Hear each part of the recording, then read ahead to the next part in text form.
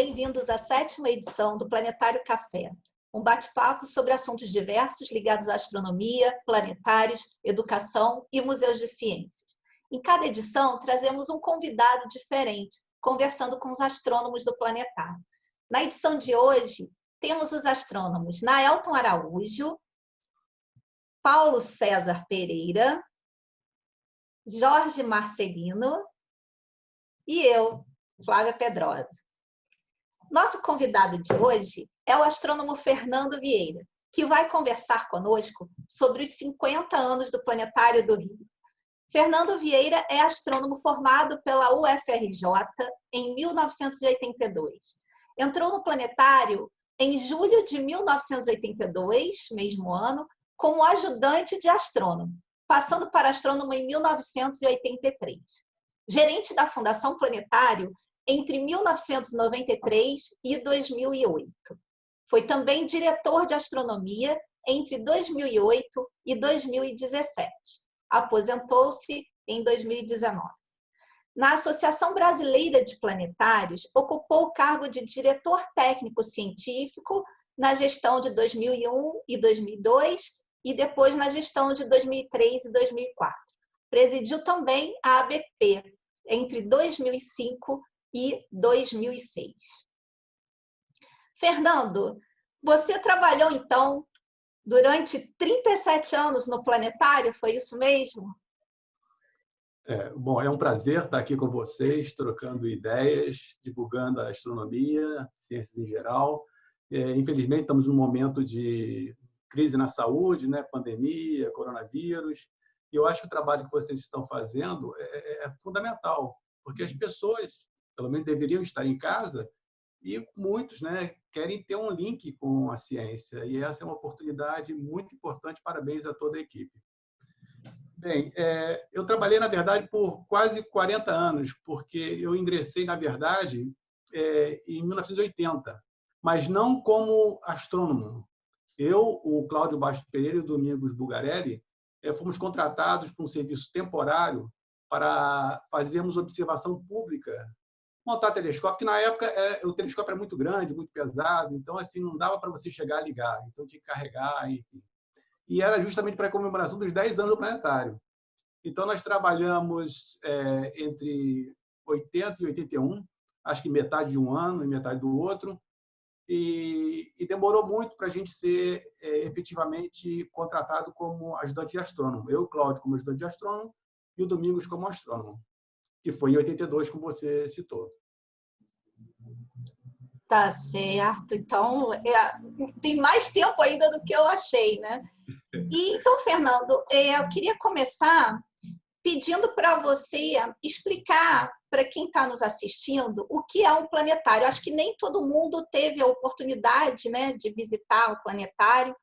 Então, queria pedir para você começar explicando para o público um pouco dessa história dos aparelhos de planetário, o que é um planetário. Eu acho essa pergunta assim, muito boa para a gente começar. Eu acho que ela foi feita sob encomenda. Porque planetário é uma palavra que pode significar um monte de coisas diferentes. No nosso caso, que operamos o planetário, um aparelho que projeta o céu numa cúpula hemisférica, é mais ou menos óbvio o que é um planetário. Mas planetário também pode significar um dispositivo, em geral mecânico, que você gira uma manivela e você tem o Sol e os planetas orbitando, mais ou menos na proporção correta, né? E também pode ser, e é mais comum ainda, o Sol, a Terra e a Lua, para mostrar as fases da Lua e as estações do ano. Essa última versão gerou uma das coisas mais curiosas que aconteceu na história dos planetários do Brasil. Um professor da Universidade de Goiás, da cadeira de cosmografia, que ensina movimentos da Terra de forma mais ou menos detalhada, né? Ele pediu à universidade que comprasse um planetário. Então, esse pedido chegou a Brasília. Olha, o professor aqui quer um planetário. E ele não sabia, na verdade, poucas pessoas sabiam que naquela época estavam sendo importados os planetários. E, de repente, chegam os caras lá na universidade, escuta, como é que o senhor está sabendo que nós estamos comprando planetário? Isso é uma informação confidencial. Não, mas o meu negócio é uma bolinha. Enfim, ele acabou ganhando o planetário. A Universidade de Goiás ganhou o planetário dessa maneira assim, insólita, pela confusão do que é um planetário, um planetário e um planetário. É uma palavra para três coisas um pouco diferentes. Então, assim, eu acho que vou aproveitar a oportunidade para falar um pouco de como surgiu o planetário, como nós astrônomos conhecemos, astrônomos planetaristas, né? Bem, o primeiro planetário com sistema de projeção, ele foi, na verdade, uma encomenda do diretor do Deutsche Museum, o Museu de Ciências da Alemanha, que foi fundado em 1903, e ele pediu à ZEISS, que era uma importante empresa de ótica, que idealizasse algum dispositivo que ele pudesse levar para o museu e ali mostrar os movimentos da Terra, dos planetas e tal. Não se fazia a menor ideia de como é que seria esse aparelho. Então, tem umas imagens que eu vou mostrar mais adiante, que eram dispositivos que simulavam o movimento da órbita da esfera celeste, que ele estava pensando em alguma coisa parecida. Então, em 1913, foi bolado um dispositivo de projeção que era totalmente diferente do que o diretor do Museu Alemão tinha imaginado. E, assim, o resultado foi muito interessante. Foi muito interessante e foi um sucesso imediato. Ele foi, na verdade, o projeto começou em 1913, teve a guerra, né, a Primeira Guerra Mundial, e em 1923 houve uma apresentação na cidade de Jena, onde fica a ZEISS, numa cúpula que foi montada para isso. Aliás, muitas pessoas diminuem a importância da cúpula, mas a cúpula é algo quase tão complicado como o próprio aparelho. Tem que ter uma série de características que, de repente, a gente pode falar isso em outra oportunidade. Mas, enfim, aquilo foi um sucesso tremendo, porque, pela primeira vez, as pessoas podiam estar num ambiente fechado, projetar o céu e ver todos os movimentos. O movimento da esfera celeste, né, o movimento diário, o movimento anual com os planetas passando, o movimento dos planetas independentemente passando.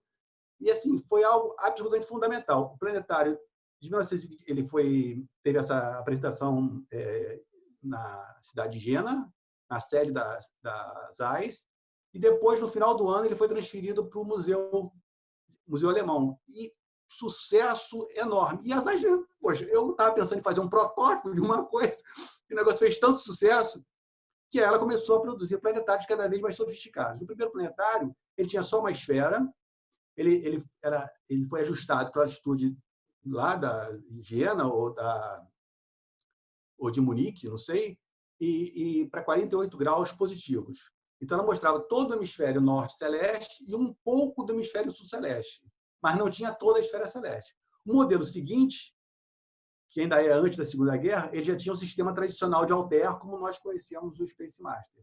Então, assim, foi algo que era para ser só um dispositivo e virou uma indústria fantástica da ZEISS. E ela, enfim, esse modelo, eu estou tendo aqui, foi projetado numa cúpula de 10 metros, 9,80 metros, e projetava 4.900 estrelas. E esse foi considerado o modelo número 1. Eu acho assim que depois a gente vai ver nos slides.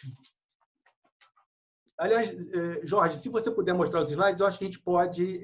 vamos mostrar o de 2 a 5, que eu acho que a gente pode esclarecer bastante essas dúvidas aí. Vamos diferenciar o que é um planetário de projeção e um planetário, digamos assim... Pode ir para o próximo. Esse aqui é o telúrico, que a gente chama também. Então, aquela parte mais... a bola maior, a esfera maior, representa o Sol. À direita, nós temos a Terra para mostrar as estações do ano. Então, você vê que está com o lado norte mais voltado, então seria verão no hemisfério norte, inverno. Essa parte fica girando. Não, a outra, do lado direito. Do lado direito. Isso. Aí mostra as estações do ano. Vocês veem que a Terra está com uma inclinação. O do lado esquerdo também é a Terra e a Lua. Aí mostra as fases da Lua. Então, você rodando uma manivela, você simulava os principais movimentos. Isso é um telúrico, também é conhecido como planetário. Vamos para a imagem seguinte. Esse também é chamado de Ourali, eu acho, não é? Exatamente. Aqui nós temos a esfera de Goddard, que foi feita na Rússia ou na Suécia, não me lembro bem. E ela é muito curiosa. É uma esfera de cerca de 3 metros, se eu não me engano. Do lado de fora, você tem o globo terrestre, não sei se dá para perceber, Do lado esquerdo, a gente está vendo a África. A gente entrava, essa janela que a gente está vendo aí é por onde a gente entrava. Isso girava, dava acesso a uma escada e as pessoas ficavam lá dentro. E lá dentro, vamos ver a próxima imagem, essa portinha se fechava, e lá dentro você tinha a esfera celeste. Não é exatamente as estrelas, mas é o desenho das constelações. Então, aquela porta se fechava, acendia-se uma lâmpada e você via a esfera celeste com as constelações. Isso girava, você percebia o movimento do céu, as constelações se pondo, nascendo, aquelas visibilidade perpétua que ficam perto do polo norte celeste. Assim, é muito interessante. Eu tenho a impressão que o diretor do Museu Alemão ele tinha em mente algo parecido com isso, só que seria algo maior, para comportar um maior número de pessoas. E que, em vez do desenho das constelações, pudesse ser ou projetado, como está essa bola dourada aqui, que representa a Terra, ou por furos que a luz externa iria simular o brilho das estrelas. É algo que eu imagino que deva ter passado pela cabeça quando propôs às AIS um sistema que simulasse o céu. Vamos ver a próxima. Aqui está o modelo número 1.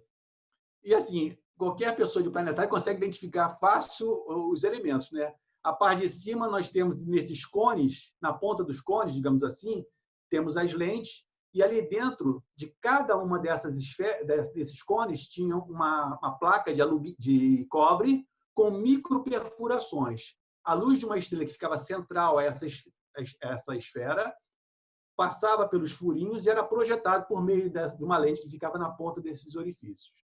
Aqui embaixo, nesse cilindro semiaberto, exato, nós temos os planetas, o Sol e a Lua.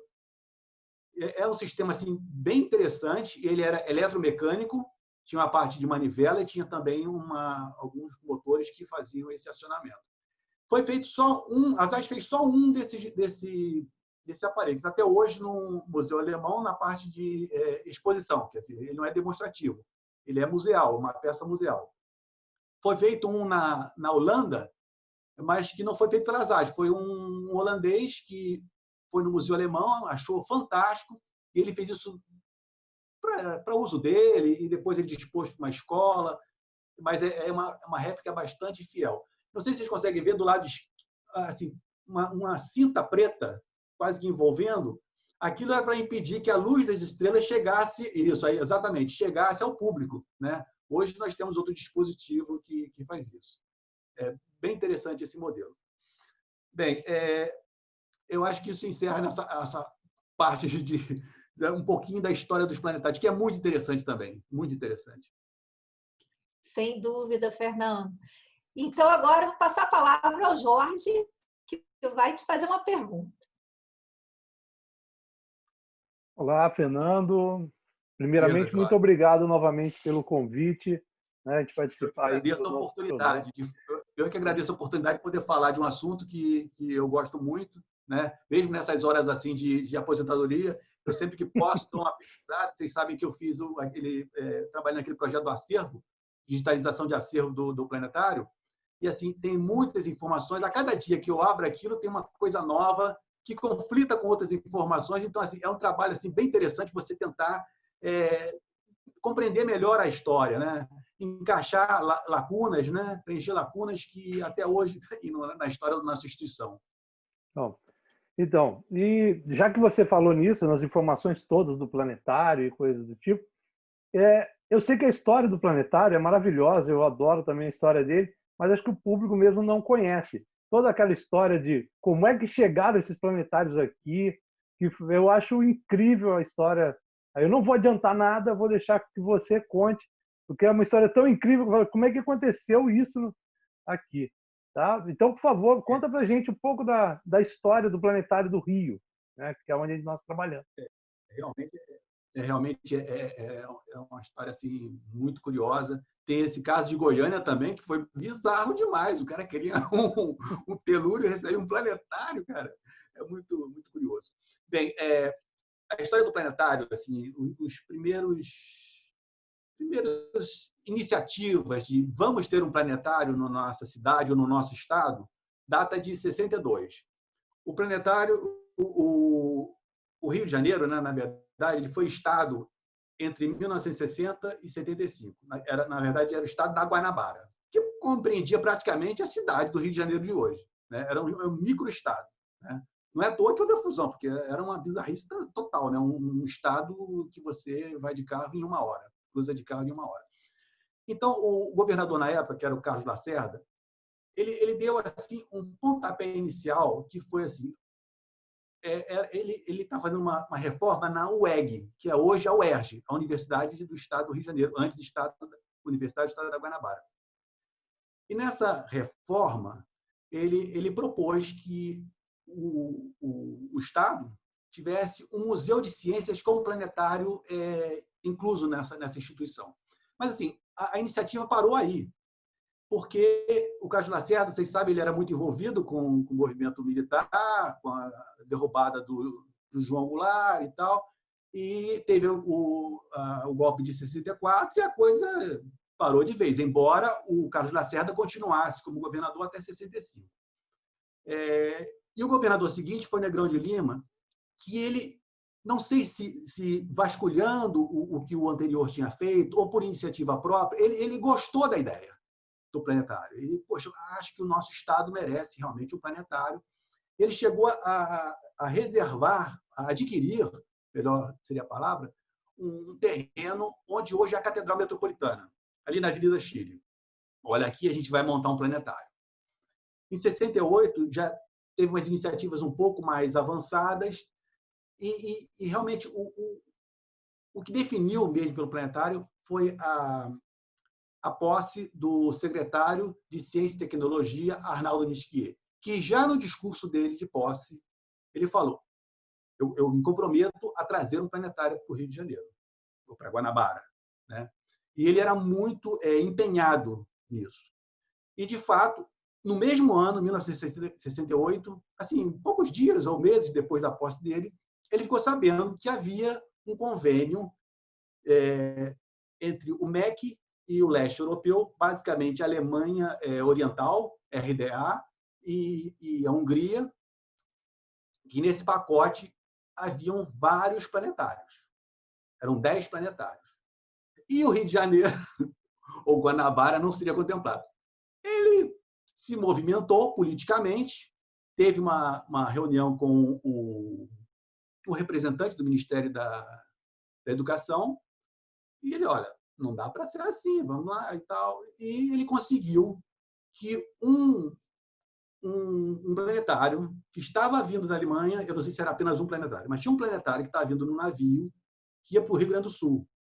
Ele lá com o Ministério, ó, só larga esse planetário aqui que a gente vai montar o nosso, não dá.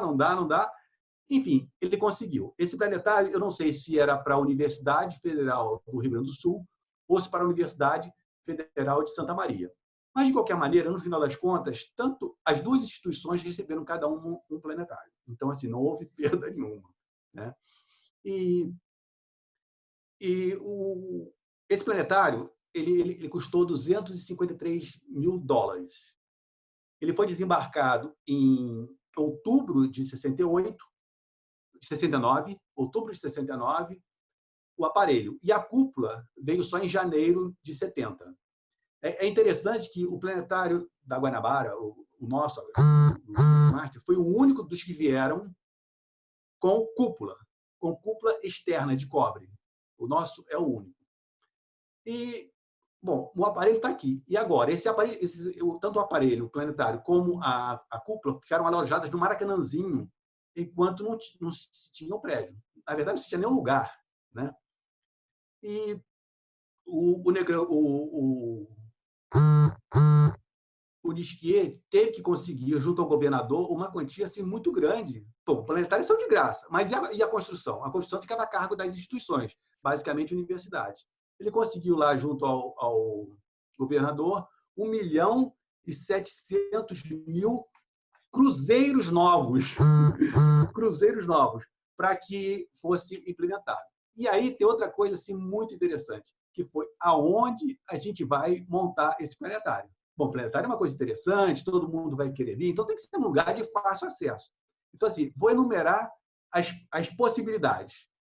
Bom, tivemos a Glória, a Avenida Chile, né, que foi aquele primeiro, o Parque do Flamengo em vários lugares, Lagoa Rodrigo de Freitas, Campos de São Cristóvão, Quinta da Boa Vista, tudo isso. No final, resolveu-se instalá-lo na Lagoa, ali onde é o Parque dos Patins. E o escritório do Ricardo e Renato Menescal ficaram encarregados do projeto. Só que, logo de cara, eles perceberam ali nas sondagens que o solo era muito pantanoso. E para que o prédio conseguisse ficar ali com a firmeza necessária, seria necessário colocar muitas estacas. E isso iria encarecer, iria demorar, que o planetário tinha que ser inaugurado na gestão do Negrão de Lima. Então, abandonou-se essa possibilidade de ser na Lagoa, e ele foi instalado onde é hoje, né, na Gávea, num local onde havia um parque proletário. Muita gente fala de favela da Gávea, que não era exatamente uma favela. Eram casas relativamente simples, mas assim, tinha uma estrutura bastante curiosa para os dias de hoje. Cada habitação tinha um quarto e uma sala. Banheiro, tanque para lavar roupa, cozinha, tudo isso era comunitário. Tinha controle de entrada, controle de saída. Era assim, bem estranho para nós. E assim, a gente não sabe se há um certo saudosismo, mas nos depoimentos que foram colhidos, as pessoas não... É claro que aquele não era um local adequado, mas não se sentiam assim, muito desconfortáveis naquele lugar, vamos falar assim, né? E esse processo de retirada das pessoas já era uma coisa programada, antes do planetário. Em 68, eles já estavam sendo deslocados para a Zona Oeste. Mas o que acontecia? Quando eles souberam que aquilo ia ser uma construção pública, o que eles saíam e logo no dia seguinte outra pessoa ocupava. Então, o governo do estado tinha que conseguir outra habitação para outra. Teve uma hora que não dá, o trator vai chegar aqui amanhã e vamos desobstruir a área para ser construído o planetário. Aquele terreno onde ficava o Parque Planetário é desde a vice-governador Rubens Berardo até o prédio da PUC. Então, tudo aquilo que hoje é o estacionamento, aquele tribunal e a escola, inclusive o planetário, tudo aquilo ali era o Parque Planetário, né?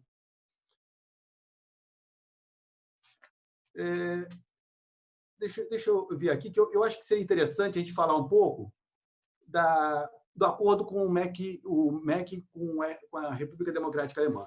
Também é uma coisa muito curiosa. Bem, a Universidade Federal de Santa Maria ela surgiu em 1960. E o reitor, que é o José Mariano da Rocha, ele foi à Europa procurando equipamentos, dispositivos para colocar na universidade, né? Instrumentos científicos para mobiliar a universidade. E lá na Alemanha, na RDA, República Democrática da Alemanha, Alemanha Oriental, Alemanha Comunista, ele ficou sabendo, olha só que estranho, ficou sabendo que o Brasil tinha crédito para ser usado devido à defasagem da balança comercial, ou seja, nós vendíamos commodities, que na época era basicamente café, talvez arroz, enfim. E a Alemanha e alguns países do bloco oriental não pagavam, porque depois da guerra, né, enfim, a recuperação deles foi muito lenta, eles não tinham dinheiro. Então, tinha uma dívida assim, enorme. E engraçado que ninguém no governo federal, nosso governo, sabia disso. Na verdade, existia já uma conversa antes do golpe de 64. Já se sabia, inclusive, quanto era, que era 20 milhões de dólares. Então, assim, poxa, eu posso ter os equipamentos que eu preciso para a minha universidade de graça. Então, ele, quando voltou, procurou o Tasso Dutra, que era o ministro de Educação, que era amigo dele, eles eram amigos. Aqui um parêntese, o Mariano, o Tasso Dutra e o presidente Cote Silva, todos eles eram gaúchos. Então, assim, 3 gaúchos, quando se juntam, vai sair alguma coisa, né? Então, quando ele falou com o Tasso Dutra falou, isso não pode ser verdade, 20 milhões, deixa eu checar isso. E eles checaram e realmente tinha esse valor. E os alemães, assim, o que a gente tem é equipamento científico de primeira linha. Topa? era o que a gente queria e era o que eles queriam. E tinha o dinheiro no meio. Então, tudo resolvido. Então, esses equipamentos começaram a chegar em 68. Né? Foi feito um convênio que a gente chama no nosso meio o Acordo do Café. Na verdade, é Acordo MEC, República Democrática Alemã. Mas, popularmente, é o Acordo do Café, porque foi o café que foi, enfim, a matéria que estava aí nessa defasagem da balança comercial. Esses equipamentos começaram a vir em 68 e, na verdade, foram 10 planetários, 6 deles sendo Space Master. Agora, é importante citar que... Oi. Não, só para... Já que você está falando sobre isso, só para lembrar, né, que não foi só planetário, foram centenas de equipamentos e que deu uma alavancada enorme na ciência nacional por causa disso, né? Tinha microscópio também, né? Tinha coisas de biologia de várias áreas, né? Aquilo, na verdade, foi o que vocês falaram mesmo, foi uma alavancada em termos de equipamento. Porque muitos equipamentos, inclusive, que a gente usou no Valongo. A CUDE, o coordenatógrafo, o comparador Blink, o celostato, o revetor de meio metro, que está em Campinas, o astrógrafo de 40 centímetros, que está em Campinas, o refletor de 60 centímetros, que está no LNA, que originalmente veio para a Universidade Federal do Rio de Janeiro. O Minas Gerais tem uns equipamentos também, a Universidade Federal do Rio Grande do Sul, e sem contar com equipamentos de médicos. Né? Tinha muito equipamento médico, microscópio, tudo isso veio desse acordo. Assim, eu cito num dos textos que eu escrevi que essa iniciativa foi muito louvada, né? Acho que muito interessante, e que se surgisse uma outra oportunidade dessa, seria assim, fantástico. É bem verdade que alguns desses equipamentos foram escolhidos sem uma devida reflexão. Né? Então, muito equipamento não chegou nem a ser usado. Outros demoraram muito tempo para ser instalado. O astrógrafo, por exemplo, chegou em 68, é um equipamento fantástico. Só se conseguiu as condições para construir a cúpula, que é algo bastante complicado, na época do Halley, quando houve outra motivação. Então, assim, os planetários surgiram no momento da conquista espacial. O planetário nosso estava sendo montado quando o homem foi à Lua. Todos os planetários tinham assim, uma motivação muito grande. A mesma coisa aconteceu em 86, conseguiram montar o astrógrafo, e um monte de planetários surgiu naquela época. Né? Eu acho isso bastante interessante. Fernando, explica para quem está assistindo a gente o que é o astrógrafo. Astrógrafo é uma espécie de um telescópio, só que ele é vocacionado para tirar fotografias. Né? Então, quando eu trabalhei lá, nós não utilizávamos, não existia CCD, não existia coleta de imagem eletrônica, era tudo à base de gelatina de prata, né? Enfim, os filmes convencionais. Só que a gente não usava o acetato, né? Que é um filme de rolo que alguém que tem mais de 40 anos usou. Mas eram placas de vidro, né? Que tinham 30 por 30 centímetros, então com aquela que tinha 40 centímetros de abertura e distância focal de 2 metros, com essa placa de 30 por 30, a gente fotografava o Cruzeiro do Sul inteiro. Ainda sobre os primeiros momentos lá do Planetário da Guanabara, eu acho que vale a pena mencionar que o Nisquier, além de conseguir os recursos, o aparelho, enfim, ele criou também um grupo de trabalho. Na verdade, foram 2 grupos de trabalho. E analisando os documentos digitalizados, relatos e tal, a gente percebe que esses 2 grupos eram formados por pessoas muito competentes, muito dedicadas. Ali você tinha gente de engenharia do Estado, né, profissionais de engenharia, gente da arquitetura, como o escritório do Ricardo e Renato, astronomia, você tinha pesquisadores do Observatório Nacional, muitos astrônomos amadores, mas muito dedicados. Foram 2 grupos absolutamente fantásticos. Os relatos deles, os relatórios deles, eram muito pormenorizados. Eles chegaram parece que originalmente não estava previsto ar-condicionado. Olha que absurdo. E rapidamente, eles mesmos calcularam qual era a necessidade, a potência do ar-condicionado, quais deveriam ser os locais para colocar o ar-condicionado, qual deveria ser a equipe técnica, quantos profissionais para operar. Realmente, para quem não tinha nenhum modelo para se basear, o trabalho que eles fizeram foi impecável. O planetário, à frente da construção, teve um engenheiro do estado da Guanabara chamado Paulo Bankowski. temos o relato dele no livro, dos 35 anos do Planetário.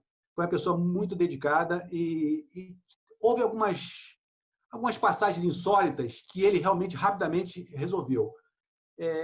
Me parece que eles questionaram muito com os alemães a fibra de vidro que ficava entre a cúpula de projeção e o cobre. Essa fibra de vidro não tinha proteção nenhuma, então eles reclamavam que, com a vibração, a fibra de vidro ia cair nos olhos das pessoas. Isso seria um absurdo. E, assim, para os alemães, tudo bem. Enfim, eu não sei quem tinha razão, se era excesso de preciosismo, mas ele pegou, o Bankovski pegou os alemães, foram para a Rua da Alfândega, comprar saco plástico, que tinha que ser um saco de certa característica, encheram toda a fibra nos saquinhos, formando travesseirinhos, e esses travesseirinhos foram colocados. Isso para ter uma acústica muito boa, que realmente aquela cúpula tinha. Então, tem várias passagens assim. A tampa de cobre de cima também deu um trabalho danado. Enfim, eles resolveram lá, muito a contento. A obra começou em março de 70. Olha que incrível. Em março de 70 começou a obra e ele foi inaugurado, o planetário foi inaugurado em novembro de 70. Eu achei esse prazo muito curto, mas realmente foi esses poucos meses. Foi inaugurado em 19 de novembro, como a gente sabe, né, na presença do governador, não podia deixar de ser, do Nisquier, não poderia deixar de ser, e também do ministro da Educação da época, que era o Jarbas Passarinho. E eles passaram uma sessão que era uma sessão tradicional, enfim, viagem incrível pelo sistema, pelas estrelas, uma coisa parecida. E, ao final, eles pegaram o Jarbas Passarinho, temos uma surpresa para você. Eles passaram o céu da cidade que ele nasceu, que foi Chapuri, no Acre. Na data que ele nasceu, diz que o ministro viu as lágrimas, diz que foi uma emoção total, ele não sabia que o planetário fazia isso. Enfim, puxaram para o lado emocional dele. O planetário, quando foi inaugurado, várias dependências internas estavam por concluir. O auditório não existia, quer dizer, não tinha mobiliário. Algumas salas da diretoria também não estavam por concluir. Muito mobiliário não existia. A urbanização ali do terreno, zero. Várias pessoas que foram naquela época relataram que pisaram em lama para chegar ao planetário. Mesmo assim, ele foi inaugurado em 19 de novembro de 70. Até o ano terminar, o planetário recebeu 11 mil pessoas, e era uma sessão atrás da outra. E no ano seguinte, em 71, recebeu 98 mil pessoas, o que eu acho um número assim, muito expressivo. Já naquela época, em 71, eles começaram já a receber grupos escolares, com aquelas sessões que a gente já conhece tradicionais, né? Eu acho que vale a pena mencionar, a título de justiça, citar o nome do primeiro diretor, que ele era um astrônomo amador e trabalhava na Roquete Pinto. Aliás, ele conseguiu vários equipamentos de gravação, de som, reprodução de som para o planetário. O diretor foi o Miésimo Araújo Ronques. Ele era membro da Associação Brasileira de Astronomia, que deu origem à SAB, posteriormente daria origem à SAB, e uma parte dos amadores deu origem ao CARD. Membros da equipe principal, só vou citar dois: Alexandre Fux, que era diretor técnico, e Luiz Hernani Negrão, diretor de programação. O Luiz Hernani Negrão era um membro do CARD muito ativo. Ele, inclusive, foi no voo do Eclipse, a gente tem uma foto com ele. Era uma pessoa assim, muito empenhada também na divulgação da astronomia. Essa diretoria ficou até junho de 74, quando houve a mudança, né, de governo, e quem assumiu foi nosso colega, Sérgio Meng. Sérgio Meng ficou pouco tempo, um ano e pouco. Ele saiu em outubro de 75, depois teve o professor Parente, que ficou também poucos meses, e depois outro colega nosso, o Ormes, que entrou em 77 na direção do planetário e permaneceu até 79. A gente vai falar um pouco da gestão do Ormes muito rapidamente. Eu acho que o ideal seria convidar o Ormes para falar, né? Mas, enfim, algumas coisas mais conhecidas eu posso citar.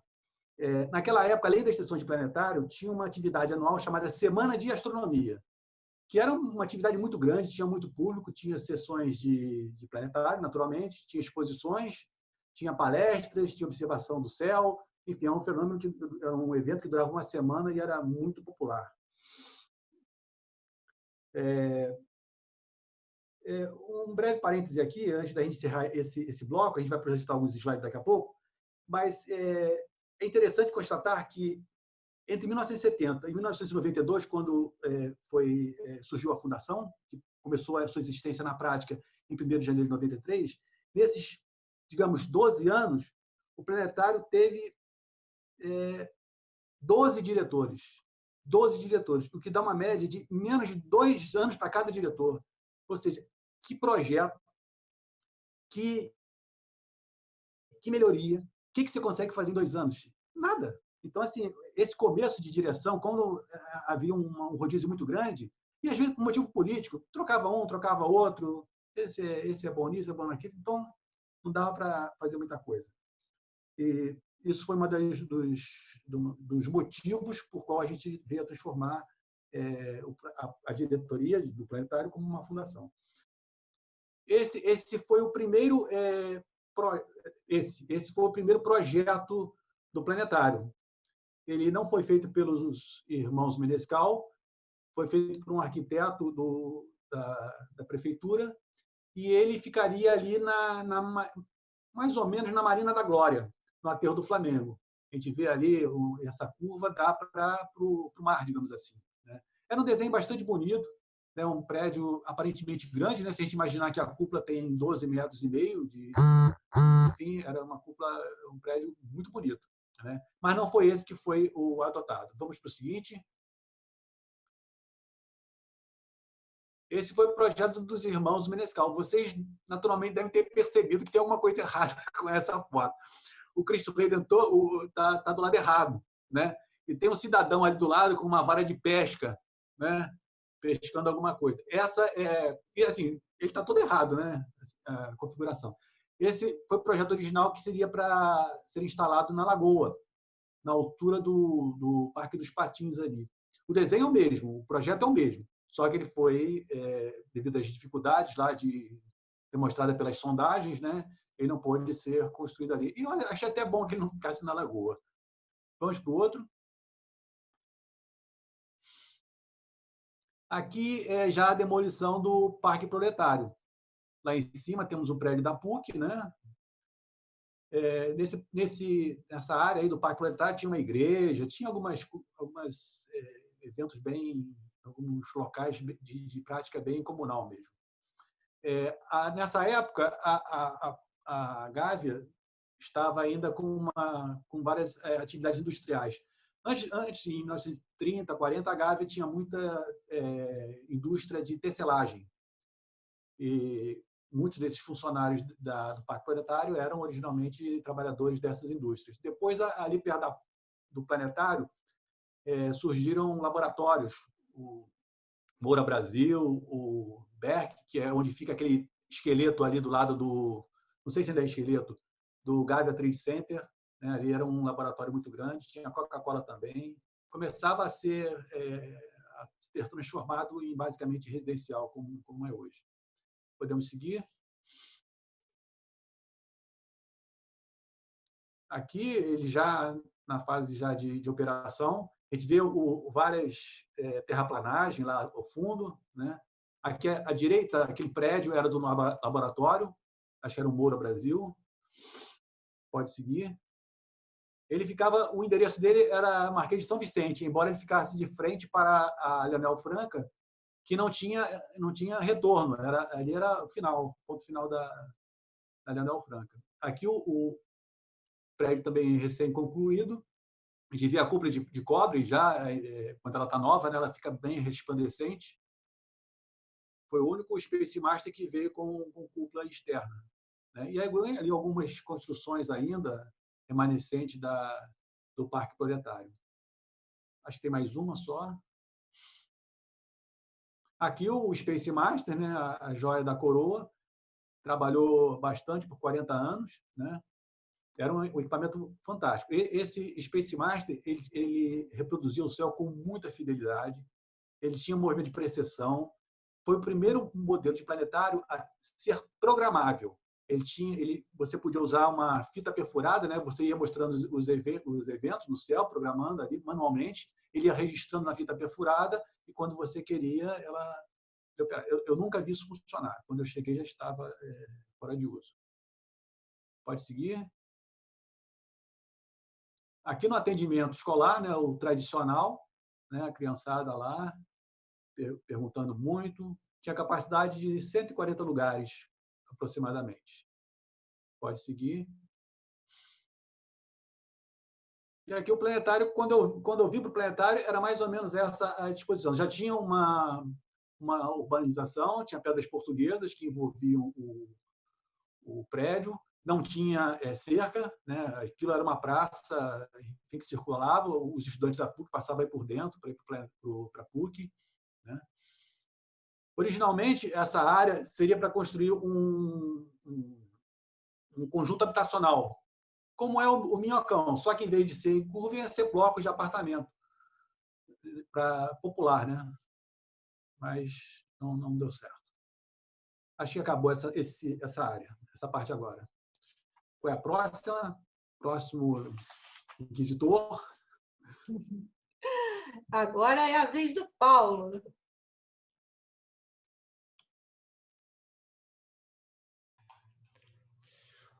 Bom, pessoal, primeiro eu queria dizer que é mais uma vez muito agradável estar com vocês. É uma honra estar rodeado mais uma vez por astros, né, de tão elevada magnitude absoluta negativa, e particularmente nessa ocasião com o Fernando, que realmente assim, eu respeito bastante, como assim,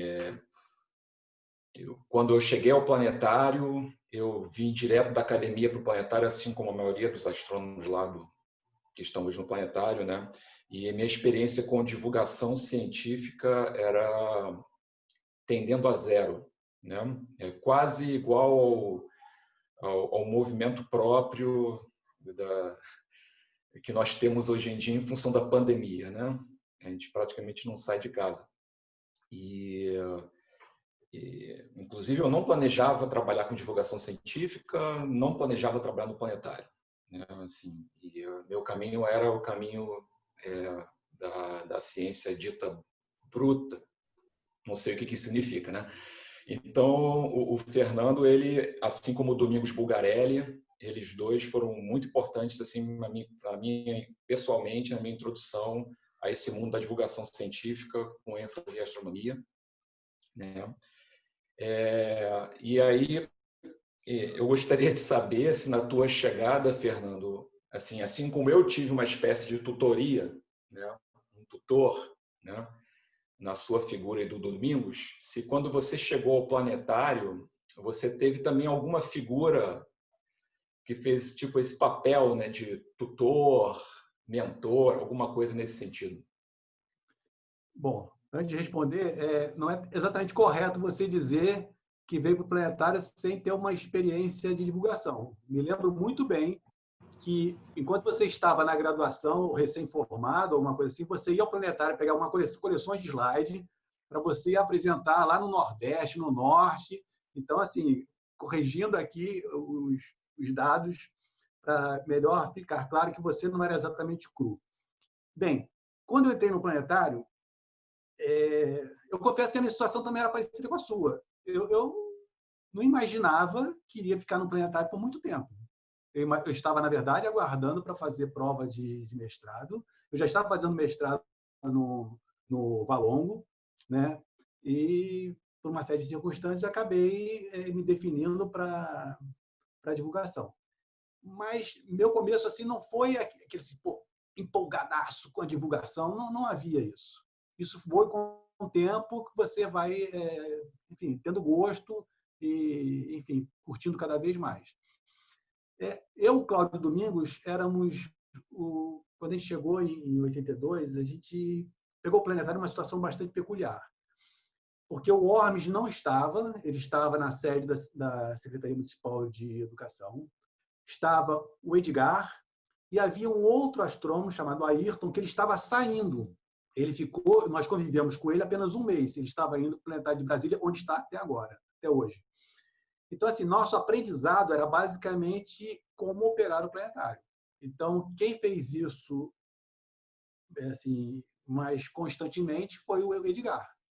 O Edgar nos mostrava como é que funcionava, como é que era o circuito escolar. E também quem operava o planetário eram algumas professoras. O planetário, na época, era da Secretaria Municipal de Educação. Então, tinha muitas professoras, tinha umas 4 ou 5 que e a gente achou aquilo estranho, mas é o pessoal que se tinha. Só tinha o Edgar, o Ayrton, que estava de saída, e elas. Ao final de semana, eram só os astrônomos que operavam. E não foi uma tarefa assim, muito difícil, a gente vai pegando, mas assim, eu tinha muito medo de operar o planetário. Eu tinha medo de dar problema no projetor de Lyell, da lâmpada queimar. Eu sempre fui assim, muito tímido, eu não sabia exatamente como. E eu chegava a treinar. Se acontecer isso, faço o quê? Né? E quando a gente foi lá, as sessões de planetário eram basicamente o seguinte: passou a sessão, abre a porta e sai. A gente respondia perguntas se houvesse demanda.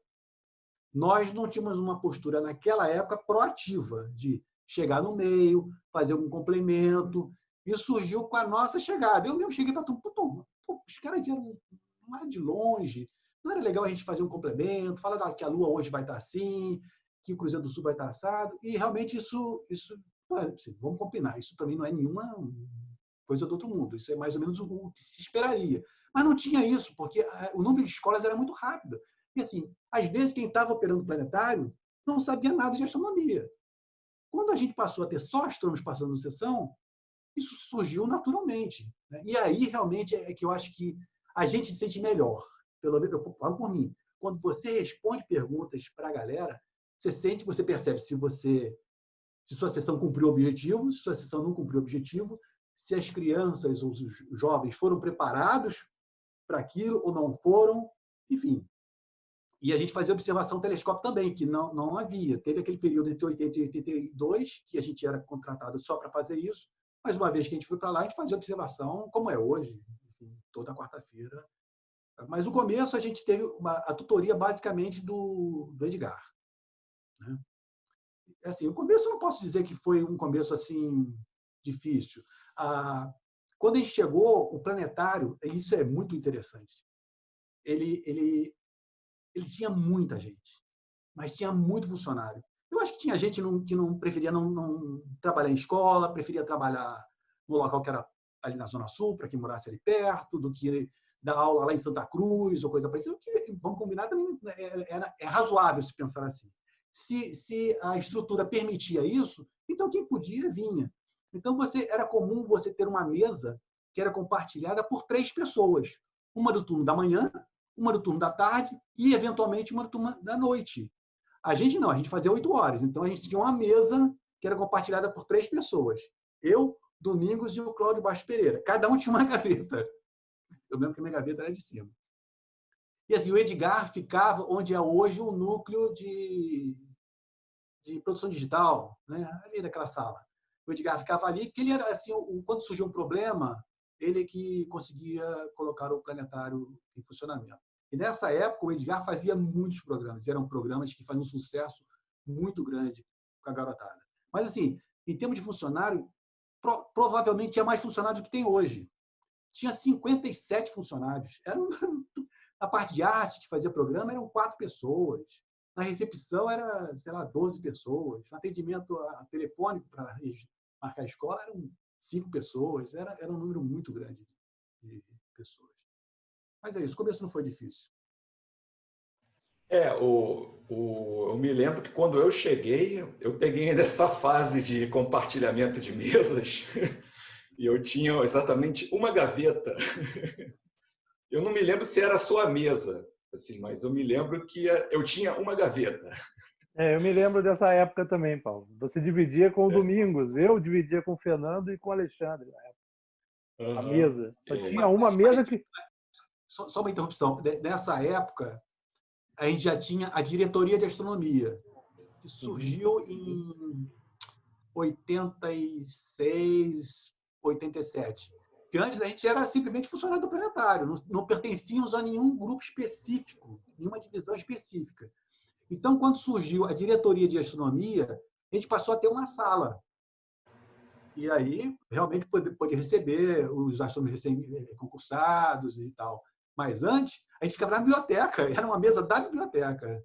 Mas, enfim, Nós tínhamos um único computador para toda a equipe. Me lembro disso. E o planetário não tinha computadores, né? Só astronomia com computador. Uhum. Eu queria também só fazer um comentário na tua primeira fala, assim, quando você disse a localização, os lugares possíveis onde seria instalado, né? Eu fiquei pensando assim, rodou um filme na minha cabeça, pô, se tivesse ficado em tal lugar, eu teria, assim, tipo, economizado cerca de 5 horas da minha vida diariamente para ir para o trabalho ao longo dos últimos 24 anos. Eu acho que acabou de ser. Tive a sensação. Eu acho que a escolha não foi de todo ruim. Eu acho que se fosse, por exemplo, um aterro, como é que você ia chegar lá dentro do aterro, cara? Né? Não, E, mas assim, eu não coloquei nessa lista aqui porque eu acho muito estranho.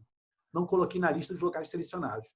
Mas quando eles perceberam que a lagoa não seria possível, você sabe quais seriam outras 3 localidades que eu preciso pesquisar mais sobre isso?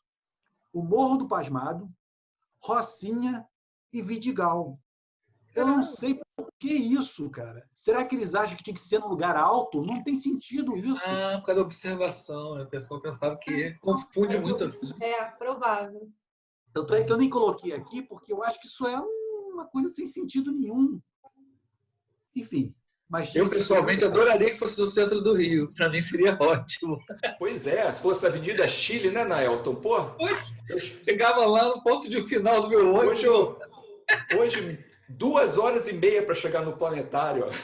Vira Chile meia hora. Hoje realmente o trânsito é muito complicado. Mas na época, você sabe onde é que eu pegava ônibus? Eu pegava ônibus onde é a Lagoa Barra. A gente atravessava a rua ali tranquilamente e pegava ônibus, soltava ali também. Então, assim, não passava nada de carro. E túnel Rebouça era tranquilo. Hoje, eu esperava que nesses 50 anos, sinceramente, eu esperava que nesses 50 anos tivéssemos o metrô. Nem isso conseguiu, cara. O planetário com metrô ali seria ótimo para o público, ótimo para a gente. Isso parece que só nos 100 anos do planetário que a gente vai ter metrô ali. Não, não fala isso não, por favor. Queremos metrô no planetário. Seria ótimo, né? O público iria aumentar significativamente. Sem dúvida.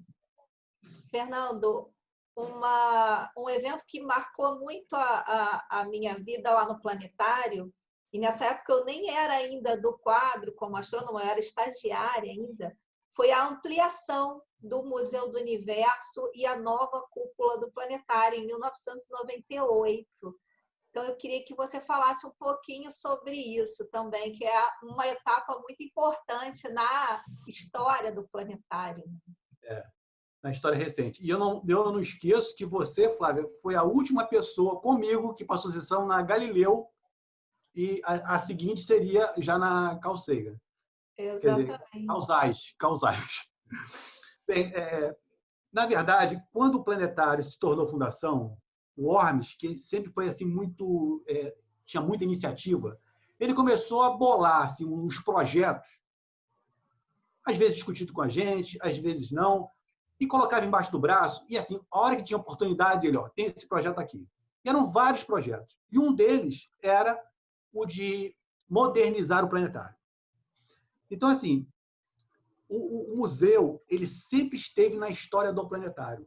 Se lembra que em 62 que eu falei que o Carlos Lacerda tinha a ideia de que o planetário ficasse agregado a um museu? E isso sempre teve. O Negrão de Lima também falava isso, o Nisquier falava isso. Então, assim, planetário, museu. Ainda vai ter um museu no planetário, sempre. Em 94, teve um trabalho muito interessante, que pouca gente conhece, escrito pelo Dr. Carlos Maia, intitulado Experimento Carioca, que ele previa um museu de ciências para divulgação de ciências, com experimentação, baseado no Exploratório de São Francisco, que deveria ser construído. Olha, isso em 94. Em 94 também, o Ormes, com aqueles projetinhos embaixo do braço, participou de várias reuniões na prefeitura. Em uma delas, ele falou do seu projeto, que era incipiente, não se tinha muita, mas ele era de criar um novo planetário no Rio de Janeiro, na cidade do Rio de Janeiro, com um museu associado. Ele falou com o secretário de Ciência e Tecnologia, secretário extraordinário de Ciência e Tecnologia, Paulo Maurício Castelo Branco, que ficou assim fascinado com a ideia. Ele achou que provavelmente na secretaria dele não tinha muitas iniciativas, eu estou chutando, que pudesse dar assim visibilidade à secretaria dele. E ele achou aquilo fantástico. A gente não pode esquecer que o planetário, até então, era a única instituição científica da prefeitura. Ele achou aquilo incrível e levou ao prefeito. O prefeito, né, como todo prefeito, não diz nem sim nem não. E conseguiu-se que, numa viagem que o prefeito iria fazer à Europa, que ele fosse em Helsinki, na Finlândia, onde tinha um museu e um planetário igual ao que seria adquirido para o nosso, um aniversário. E ele ficou assim, vidrado com a ideia. Ele chegou e tal, vamos tocar, vamos tocar. E a coisa foi ganhando corpo. A ideia original não era de construir no mesmo prédio. Eu sempre achei isso seria impossível um administrador chegar. Nós temos um planetário na Gávea e vamos colocar um outro planetário do lado desse. Eu sempre imaginei que fosse em um outro lugar, mas não afastado. Sempre aqui, que era um planetário muito moderno. E assim, o Hermes, quando trouxe a notícia que vai ser construído aqui do lado, isso não é possível. E foi, e assim, o projeto, o prefeito, quando voltou de Helsinki, né, ele ficou entusiasmado, chamou o secretário de extraordinário de ciência e tecnologia e vamos tocar. Aí, quanto custa, quanto não custa, a gente não pode esquecer que, na época, havia uma estabilidade econômica. Tinha acabado de ter o plano real, tudo isso. Então, assim, as instituições se sentiam mais assim, seguras em ter o recurso necessário. E o projeto do prédio foi dos mesmos que fizeram o projeto original da Galileu, que foram os irmãos Ricardo e Renato Menescal, né? E o projeto era muito bonito. O projeto do prédio era, assim, absolutamente fantástico. O projeto do prédio só surgiu depois que houve a licitação para saber qual seria a empresa vencedora. Porque, além das AIS, havia também a Goto, que participou da licitação. Quer dizer, na verdade, não participou porque eles não compareceram. Uma vez definido que foi o aniversário, que era assim o planetário mais moderno que as AIS tinha. Uma capacidade enorme, e nós definimos que deveria ser com cúpula inclinada, porque viria também, sem custo algum para o planetário, o cinema hemisférico.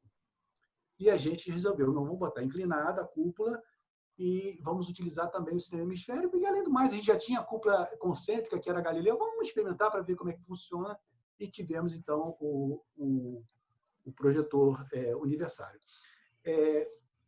Quando o projetor foi montado, havia um compromisso nosso, compromisso que foi facilmente acatado, que era dar o nome da cúpula de Carl Zeiss, porque com isso, a Zeiss mesmo falou, olha, se vocês colocarem o nome, assim, a gente vai doar um número muito grande de peças. Nós queríamos peças, a gente imagina ter aquele aparelho ultra complexo e, de repente, por não ter uma peça, você deixa de operar um aparelho recém-inaugurado. Então, e a gente realmente deu o nome de Carl Zeiss. Depois houve aquele problema com o planetário de Santa Cruz, houve um desacerto com as AIS, aí botou-se Carl Sagan. Enfim, e hoje é Carl Sagan. O museu, ele demorou um pouco. Vocês se lembram, né, que a gente teve a inauguração em 2 de setembro e houve sucesso, filas iam até a PUC, uma coisa impressionante.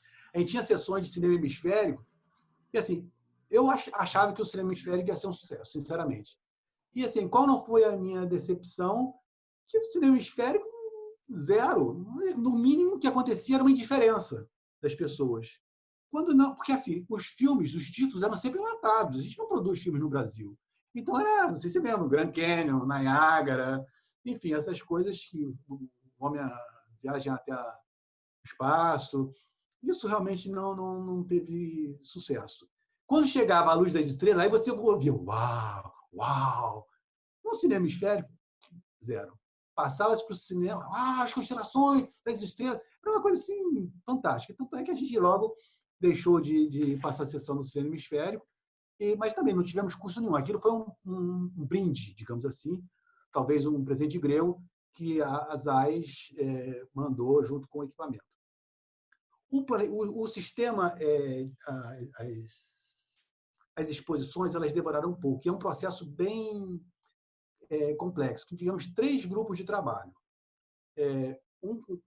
Consultores que falaram, devemos ter umas exposições que fossem mais interativas, que tivessem muitos aparelhos de apertou, aconteceu alguma coisa.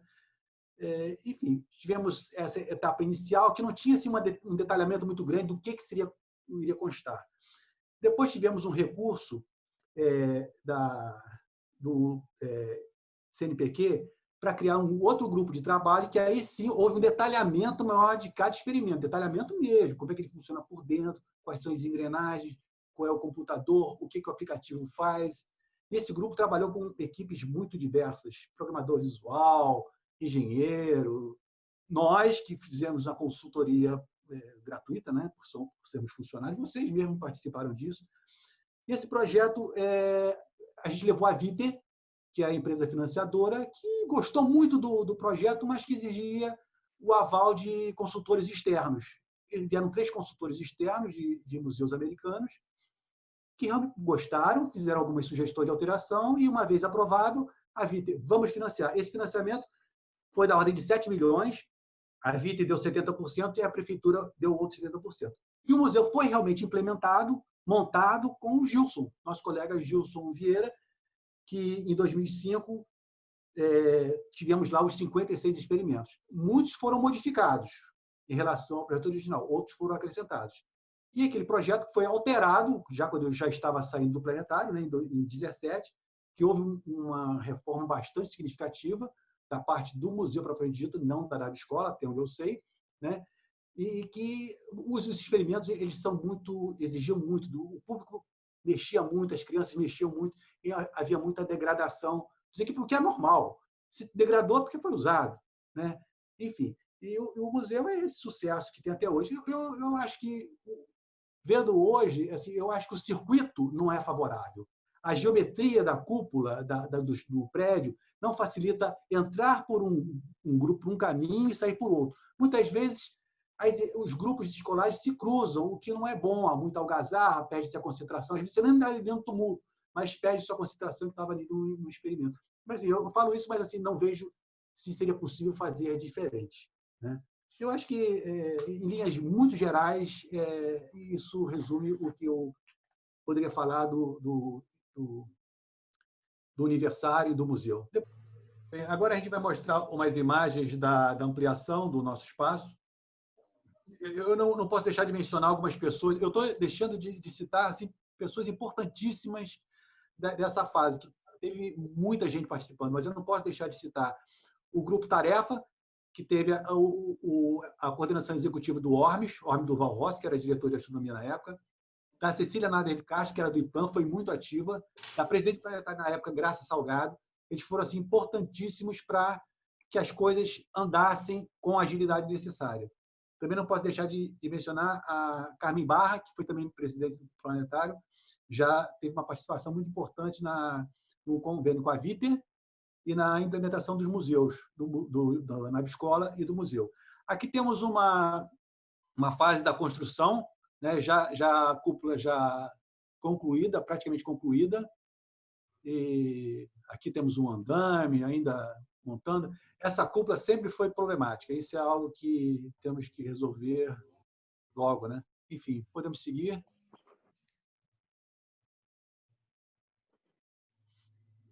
Aqui temos uma foto relativamente recente, né? Porque ali nós vemos a cúpula azul que está com aquele relevo simulando as nuvens. O original de vidrotil durou só uns 5 anos, talvez. Depois começou a soltar as pastilhas, deu um problema sério. Como ainda estava no seguro da obra, a empresa fez isso. Eu acho um erro construtivo foi ter feito as nuvens em relevo. Isso só serviu para empoçar a água e fragilizar a estrutura, que deu, enfim, alguns problemas que vocês conhecem melhor do que eu.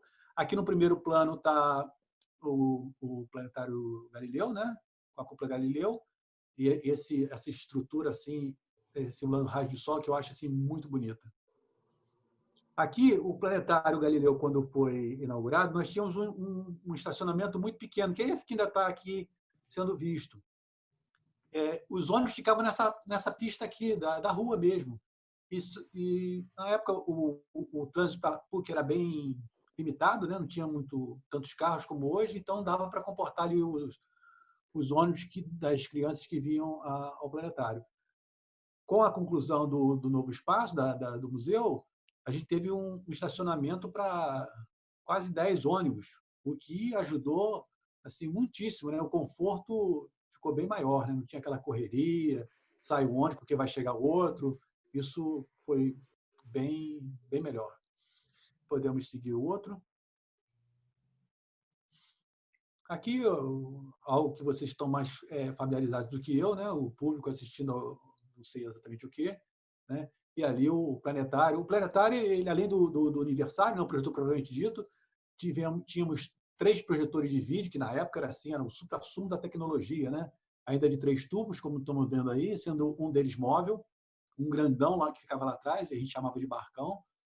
Vários projetores de slide, 57, que hoje a gente fala de slide, é um negócio meio decadente, mas na época era assim, era uma ferramenta muito útil nas exibições. Os vídeos estavam começando a surgir, né?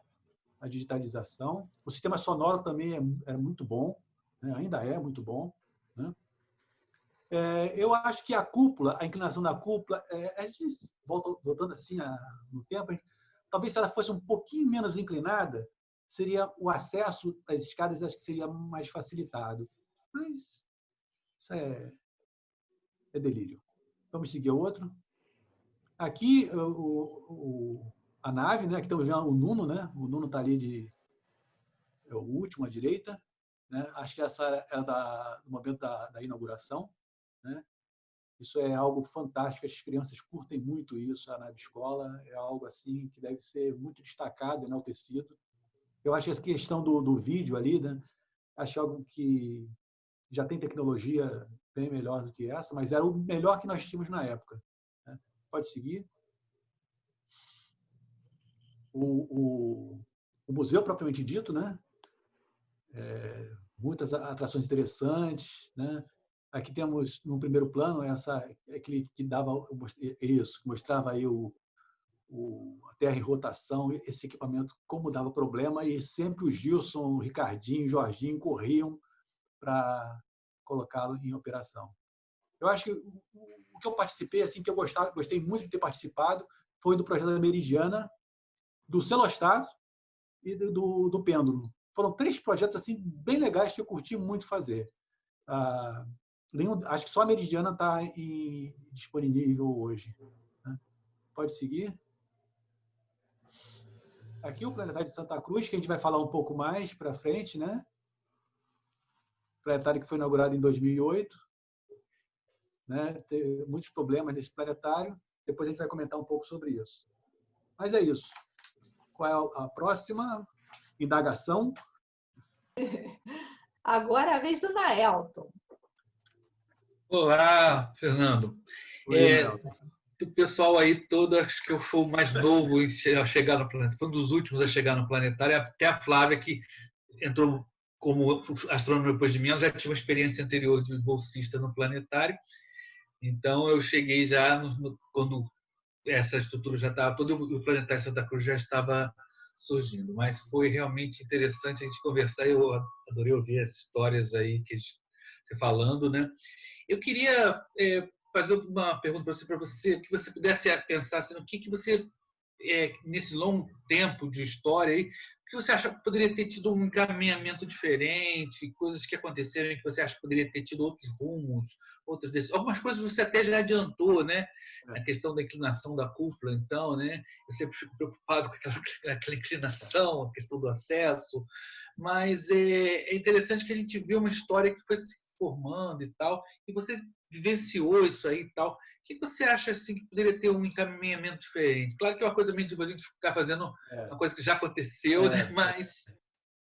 Eu acho assim, tem algumas coisas, mas assim, é uma situação delicada, né? Porque você faz uma análise com a vantagem do distanciamento temporal, né? Hoje você sabe, mas na época eu tenho certeza absoluta, né, que todo mundo procurou fazer as melhores escolhas com os dados que se tinha naquele momento. Isso eu tenho certeza absoluta. Eu conheci a maioria das pessoas, sei que se houve alguma coisa que, poxa, se fosse assim, eu tenho certeza que elas teriam optado, né? E, assim, eu posso achar uma coisa que poderia ser melhor e outro colega, não, aquilo ali para mim foi legal, né?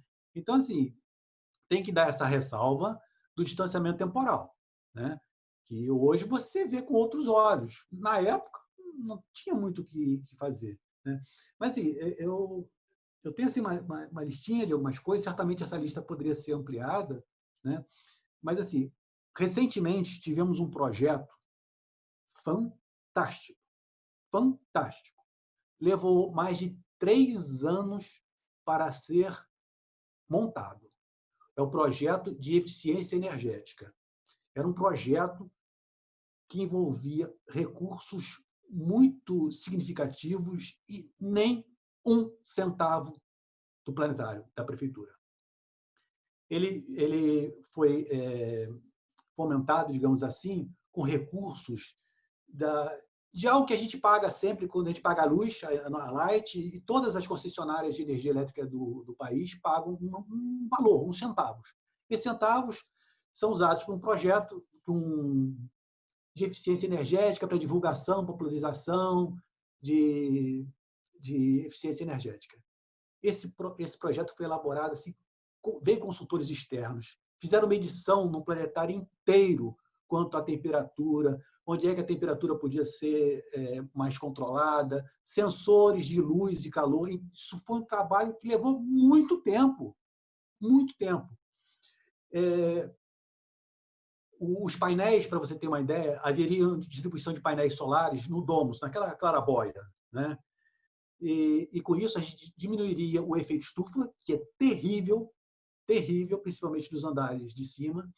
Nós conseguiríamos reduzir o consumo do ar-condicionado em contrapartida. Só aí já tem economia de energia.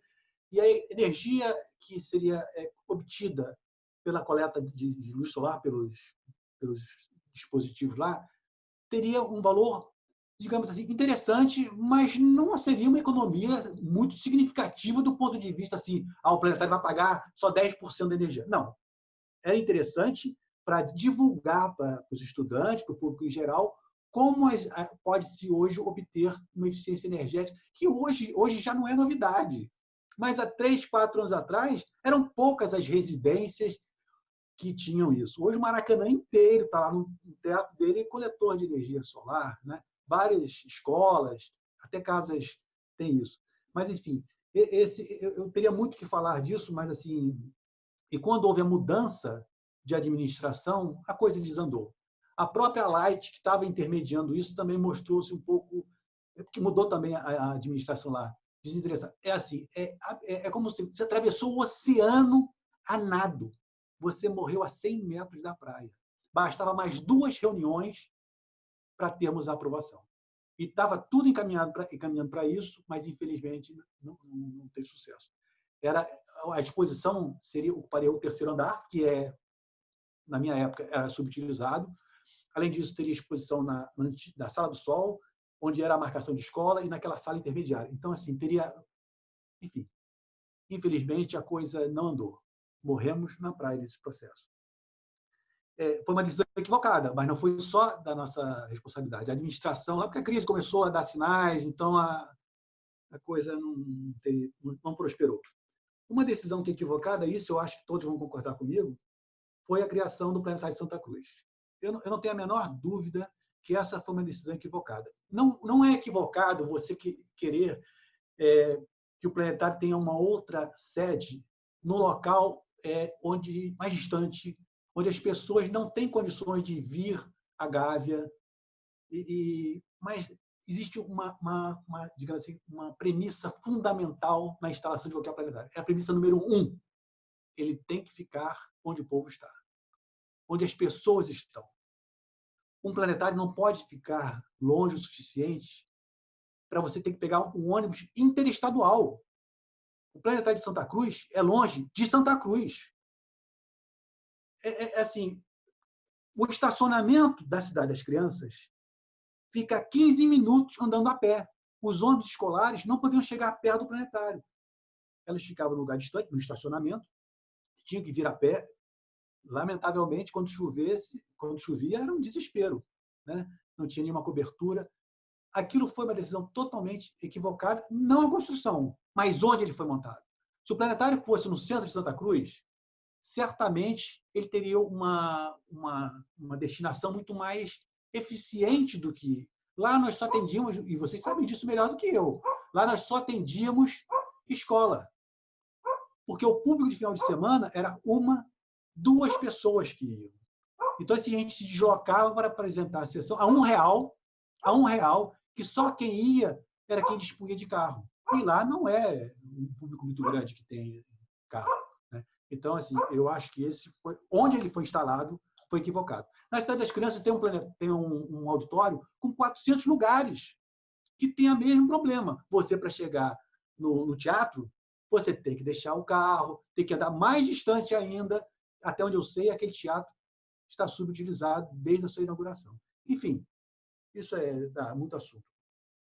Um outro projeto, mas assim, a gente não teve custo, que foi o cinema hemisférico. O cinema hemisférico realmente não foi algo que o público gostava, os títulos eram muito caros, e o público ficava naquele, legal. Eu vi de muitas pessoas do público, se eu quisesse ver um filme, eu ia no cinema, que doía muito, porque dava um trabalho danado para a gente ter aquilo funcionando. Aquilo realmente não foi algo que veio, não fazia parte da licitação, o projeto Hemisfério, as AIS mandou aquilo, deu aquilo. Essa realmente, eu sei do problema, mas não sei qual é a solução. Eu acho que não tem solução.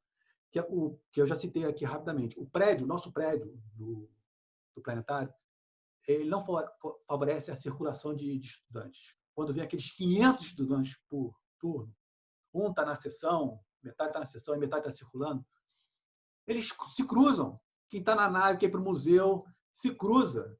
Então, assim, isso é péssimo para a dinâmica. O ideal é que fosse em círculo, né? Fosse circular, que você tinha um ponto de entrada e outro ponto de saída. Esse problema existe, mas ele é inerente à construção.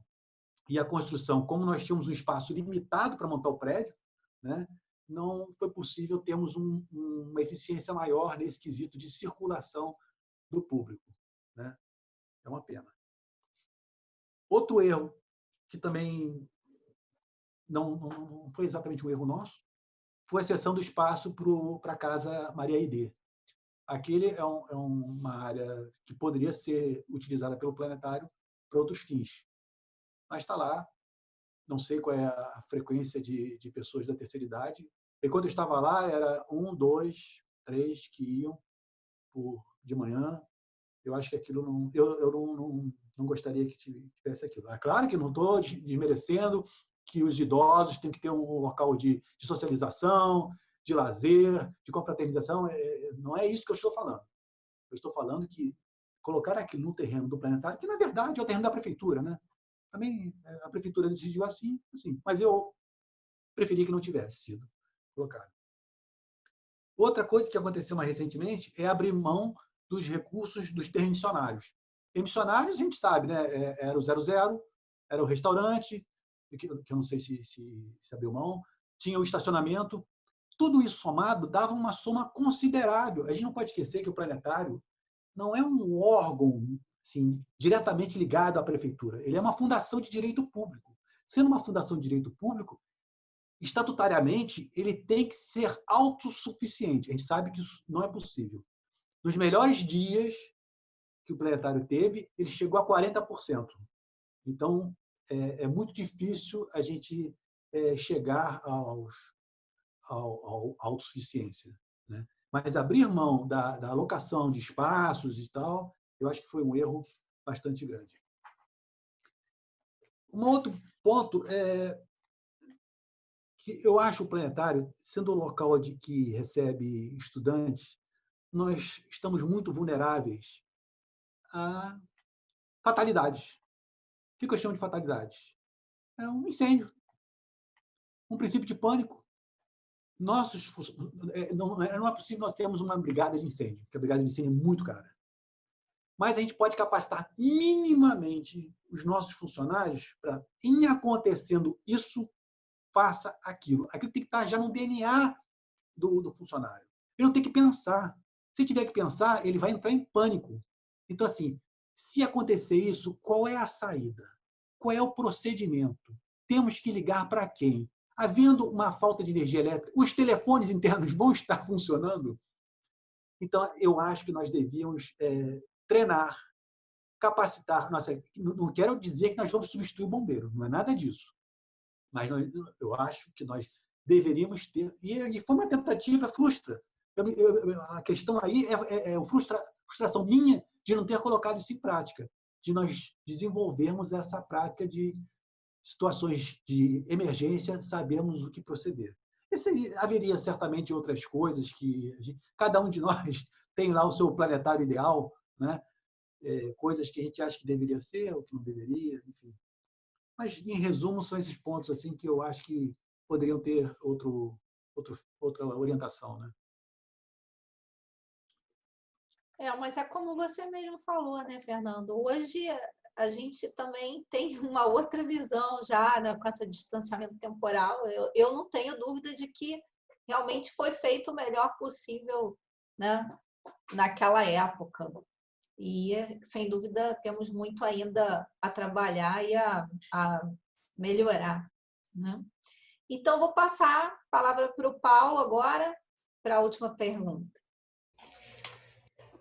Bom, Fernando, assim, todos nós, né, a nossa experiência no planetário, a gente tem momentos marcantes, né, ao longo da nossa carreira, né? Assim, se alguém me perguntasse qual é o seu momento marcante no planetário, bom, o planetário para mim mudou minha vida de uma maneira assim absurda, porque eu segui uma carreira, como já falei, e mudou. Assim, eu estava planejando até sair do Brasil, fazer o pós-doc lá nos Estados Unidos. E ela acompanhou minha vida de uma maneira assim absurda, né? Assim, você comentou o sofrimento que você tinha passando sessão com medo de dar problema. A sessão inaugural, né? Eu e o Rubens a gente programou. Meu filho estava para nascer, eu não sabia com o que me preocupava mais, com o meu filho que ia nascer ou com a sessão que ia nascer, né? Assim, que momentos você iria né, selecionar aí ao longo dessa tua trajetória como os momentos assim mais importantes, ou alguns deles? Realmente o planetário muda a vida de todo mundo, né? Assim, tenho certeza que todos os colegas, uma vida era antes do planetário e depois do planetário, né? Mas assim, realmente tem assim momentos absurdamente fantásticos, né? Do ponto de vista pessoal, do ponto de vista profissional, enfim. Mas eu vou destacar aqueles que mexem com todos nós, não assim, particulares. Eu acho assim, o momento que foi realmente uma virada, que eu não participei, foi a criação da profissão de astrônomo. E nós devemos isso ao Ormes e ao Edgar, que eles vieram para o planetário com o Sérgio. E eles não tinha outra maneira de ser, cargos comissionados. Era um DAS qualquer, sei lá, 6, não sei. E ficou claro que um planetário, se pensa no futuro, ele não pode ter um rodízio de funcionários. Imagina uma pessoa capacitada, que é uma coisa que você não treina em 5 minutos. Uma pessoa capacitada para trabalhar no planetário. É uma coisa que demanda muito tempo. Então, eles tiveram a iniciativa de criar a profissão de astrônomo. Não dependia só deles. Eles tiveram muita ajuda de gente da prefeitura. O homem sempre foi muito bem relacionado. Eu acho que, na época, ele era o diretor. Acho que foi em 77 que foi criada. Originalmente, foram criadas 5 vagas. Isso é uma certa discordância. Eu conversei com um colega que está em Brasília, o Ayrton, e ele disse que não é bem assim, mas, enfim. Eu sei que foram 5 vagas. 2 foram ocupadas no primeiro momento pelo Ormes e pelo Edgar. Outras 2 vagas foram, acho que 1 ano depois, que foi ocupada pelo Claudinho Souza Martins, que ficou pouco tempo. Ele depois foi para o planetário de Goiânia, já se aposentou. E outra foi para o Ayrton, que também, quando entrei, no mês seguinte ele saiu, em 82, foi para o planetário de Brasília, né? E essa quinta vaga parece que foi desmembrada em 2, de ajudante de astrônomo. Ajudante de astrônomo era a pessoa o estudante que ainda estava fazendo astronomia, ele não tinha concluído ainda, e ele ia ali ajudar, é uma espécie de estagiário, mas tinha carteira assinada. Eu vim como ajudante de astrônomo. Mas como no mês seguinte o Ayrton saiu, abriu mais uma vaga, que demorou muito para eu ocupar essa vaga. Coisas da burocracia, também tinha eleição nesse ano, então só no ano seguinte que eu fui para astrônomo. E astrônomo, naquela época, era um salário muito baixinho, sabe? O ajudante de astrônomo ganhava salário mínimo. O ajudante de astrônomo devia ser 2 ou 3 salários mínimos. Não chegava a 3. Certamente não chegava a 3. E também devemos ao ORMS a gente ser incorporado junto à categoria de engenheiros e arquitetos. O nosso salário era aquele. Quando aumentava o salário mínimo, a gente ia junto. Quando a gente foi transferido para isso, o ORMS se moveu muito na Câmara dos Vereadores para que isso fosse sucesso, porque os engenheiros e arquitetos não gostavam disso, né? Como alguns vereadores tinham ligação com o pessoal do sindicato lá, com a representação da prefeitura dos engenheiros, pô, são meia dúzia, pá. Aí, foi. Pode não parecer nada hoje, mas assim, o nosso salário ele é registrado junto a uma categoria muito forte, né? Então, assim, engenheiros e arquitetos, a hora que engenheiro e arquiteto parar, pô, complica. Só tem mais poder de barganha os garis, talvez. Mas, enfim, isso também deve ser bastante enaltecido, esse fato. Quando eu entrei junto com o Cláudio, né, como eu já falei. O Cláudio também era ajudante de astrônomo. E o Domingos ocupou a vaga do Claudinho, eu acho. E eu ocupei a vaga do Ayrton. Né? Outro fato marcante, eu acho que foi a exposição do ESO. É importante dizer que, a partir de agora, o que eu vou citar está muito casado com o objetivo final, que era a transformação do planetário em fundação. Nada disso foi por acaso. É claro que a gente faria os eventos da mesma maneira, mas assim, o ORMS toda semana estava na televisão dando entrevista sobre astronomia. Sempre ele era convidado. E assim, o planetário aparecendo, fica mais fácil se convencer da importância do planetário, porque está todo mundo vendo. Então a gente ia nas escolas, e o planetário vai à escola, projetor de slide. Era muito evento nas escolas. Então tivemos a exposição do ESO, que aconteceu em 91. Foi uma exposição muito legal. Era preparação para Rio 92, alguma coisa assim.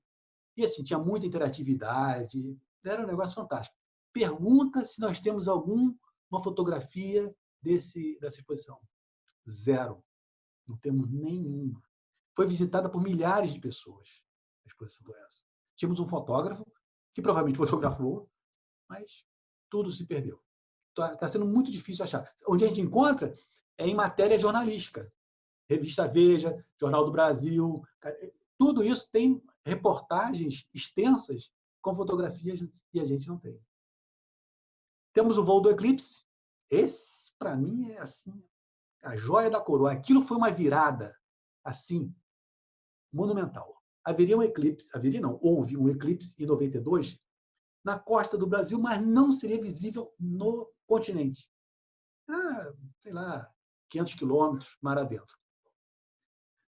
Então, novamente, o ORMS, naqueles contatos que ele tem, ele conseguiu um convênio, digamos assim, um acerto com a Fundação Roberto Marinho, com a VASP. Tinha várias instituições envolvidas para termos a possibilidade de irmos num avião, seriam tiradas algumas cadeiras para montar telescópio, essas coisas, e para vermos o eclipse em alto mar. Porra, foi um negócio assim, o ORMS calculou isso. Isso nem sempre é dada devida importância. O ORMS calculou isso na mão. Na época não existia computador, nada disso. E a gente não pode esquecer que o avião está viajando a 900 km por hora. Né? E a gente tinha que seguir, o avião tinha que estar no ângulo de seguir a sombra e a gente ter a possibilidade de ver pela janela. Isso não é trivial. Não podemos esquecer que o avião está a quase 10 mil metros de altitude. Isso torna os cálculos assim, não triviais. Mas eu tenho na nossa digitalização de acervo, eu tenho os cálculos do ORMS. Né? Parece que no último dia ele esqueceu de levar em consideração a altitude. Aí ele corrigiu os cálculos e a gente teve assim, a sorte de colocar muitas pessoas, colegas da astronomia de outras instituições, alunos de escola pública que foram sorteados, professores de escola pública,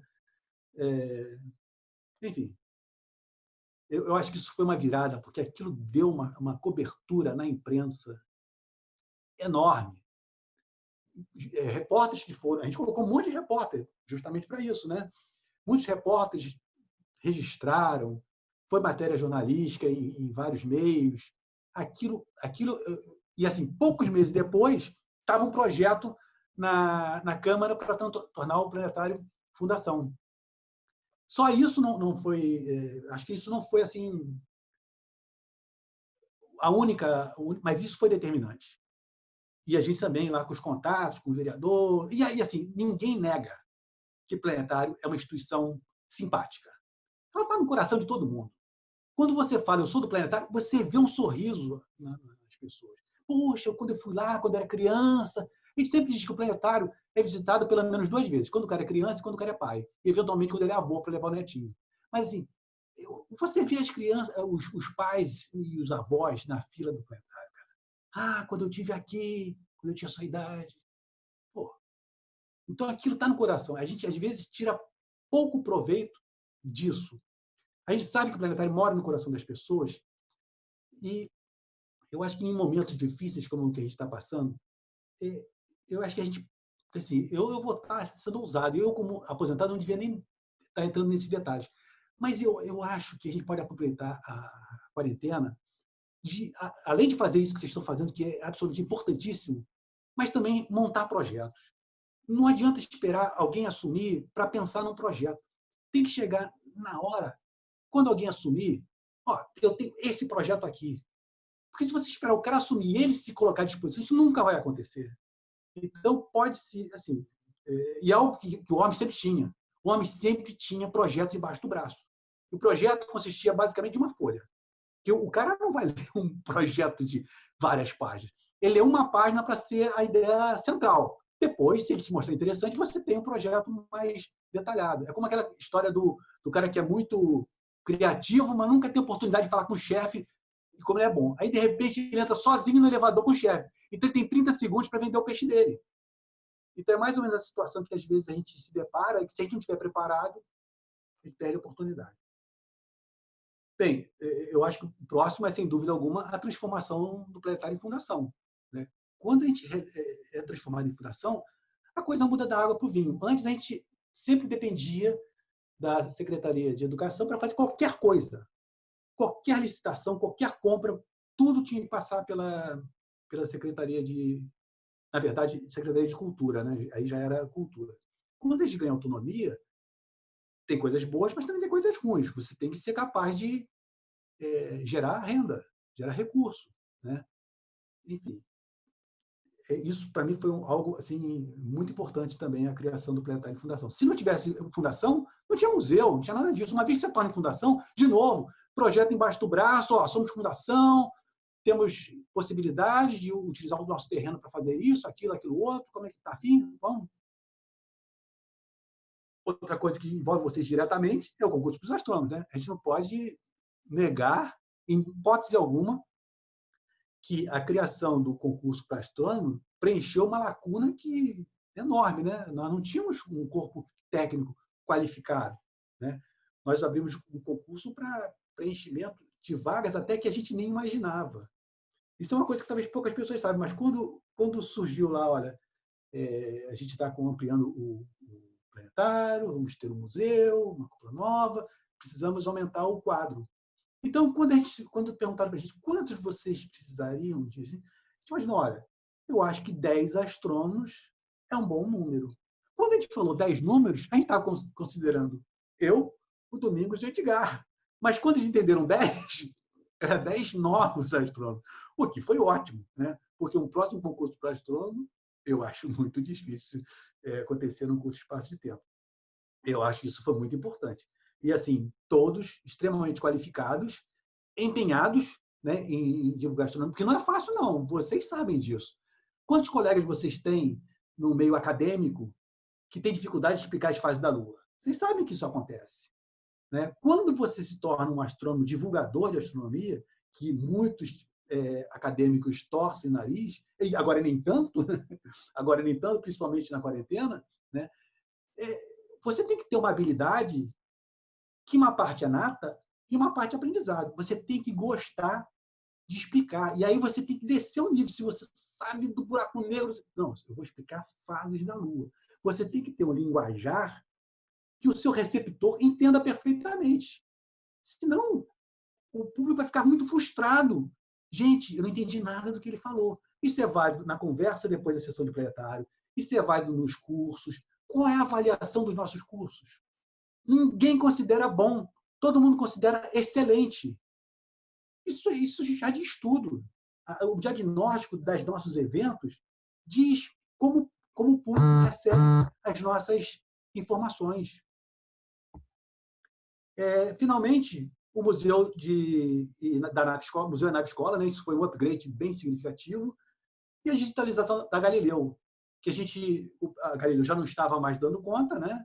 Substituímos ela por um projetor digital, ela está à exposição, e mudamos a cúpula, que é uma coisa assim fantástica que eu e o Justo fizemos, que vai aparecer isso nas imagens.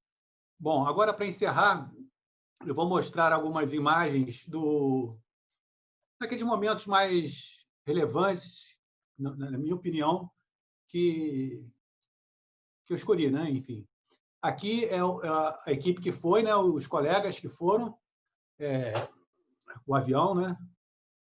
A gente identifica lá em cima, na escada, o Mourão. Temos aqui embaixo à esquerda que era também do AN. O Marcomed Rangel. Marcomed. O Runstein está aqui, em vermelho, na primeira fila, embaixo. Só para esclarecer, Fernando, isso aí é o voo do Eclipse, né? Voo do Eclipse, exatamente. Voo do Eclipse em 92. Temos ali, atrás do Runstein, o Sérgio, um pouquinho à esquerda. O professor Machado lá em cima, quase no bico do avião. Enfim. O Runstein, o Sérgio e o Machado são do Observatório do Valongo, da UFRJ. Exatamente. Embaixo do Machado, escondido ali, tem o Domingos, de óculos escuros. Na frente do Domingos, a Gladys, né? Que foi estagiária também. Esse daí do lado, quem é o Runstein? À direita, do lado da Gladys. Esqueci o nome dele. Não, então é o Edgar, mas embaixo do Edgar. É o Edgar, né? Esse é o Edgar, né? Edgar Rangel Neto, mas esse embaixo também era do Valongo. Esqueci o nome dele. Esse eu não conheço. Enfim, pode seguir o outro.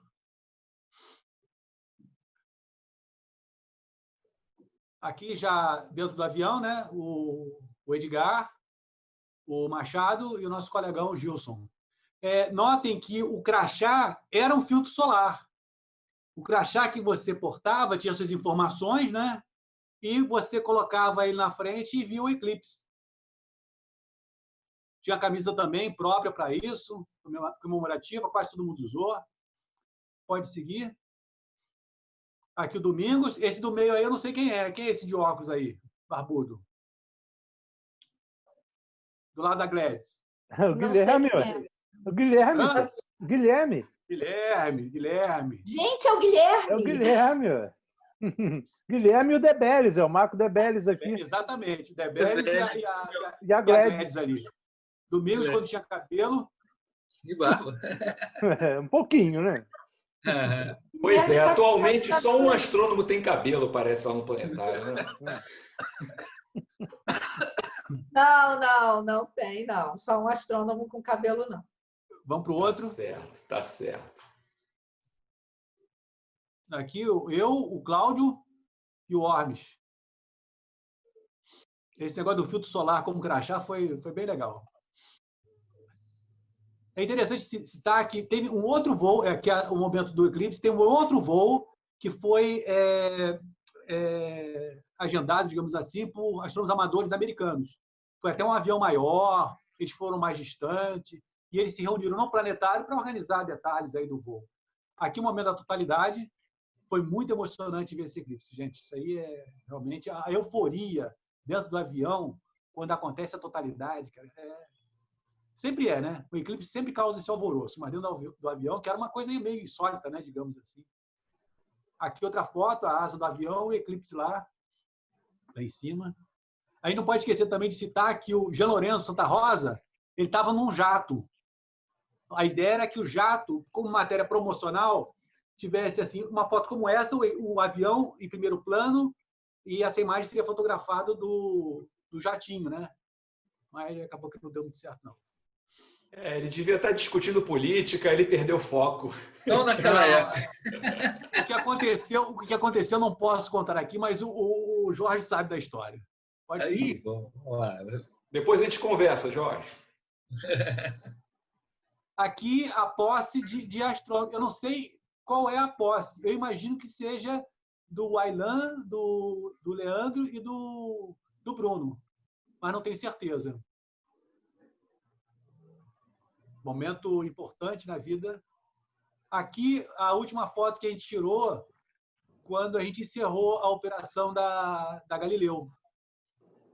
Da esquerda para a direita, Paulo, da Marquinhos, Gilson, Domingos, Guilherme, Filipinho, eu, Rubens, Bruno e aquele simpático Jorge. Com aquela pose de machão ali. Pode seguir o outro? Aqui é algo que eu não posso deixar de citar. Quando a gente optou por digitalizar, a cúpula original não pôde ser aproveitada. Ela era de PVC. Então, nós tivemos que fazer em alumínio. Isso fomos nós mesmos, né? E a gente teve que fazer alguns ensaios para ver se a coisa ia funcionar. E olha só, tinha que funcionar, porque a gente já tinha tirado a cúpula. Então, eu e Justo fizemos cálculos de cada gomo daquele, quais seriam as dimensões, para não haver superposição. A junção teria que ser absolutamente exata. E a gente fez assim, um ensaio para cada um gomo e depois uma empresa se encarregou de instalar. Uma coisa que é importante é que a cúpula, obviamente, são setores esféricos, né? Então, essas chapas de alumínio tem que ser curvada nos dois sentidos, X e Y. As cúpulas que são importadas, elas já vêm calandradas, curvadas nos dois sentidos. Ela não vem plana, ela já vem calandrada. Então, é basicamente saber se o gomo é o primeiro ou é o segundo e sair fixando. Você tem que prever que ela vai ficar um pouquinho menor porque ela vai ser curvada. Olha, isso não foi fácil. Não foi fácil.